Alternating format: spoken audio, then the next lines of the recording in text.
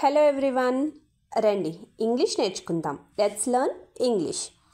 ఈరోజు మనం డిస్కస్ చేయబోయే topic is related sentence. First one, సూర్యుడు మెల్లగా ఉదయిస్తున్నాడు అనడాన్ని ఇంగ్లీష్లో the sun is rising slowly. Next one, మా ఇంటి దగ్గర ఒక కుక్క మొరుగుతోంది అనడాన్ని ఇంగ్లీష్లో a dog is barking near my house. Next one, పాప నిద్రపోతుంది అనడాన్ని ఇంగ్లీష్లో the baby is sleeping. Next one, అతడు నా సోదరుడు అనడాన్ని ఇంగ్లీష్లో he is my cousin. Next one, పిల్లి ఎలుకను తరుముతోంది అనడాన్ని ఇంగ్లీష్లో the cat is chasing A rat.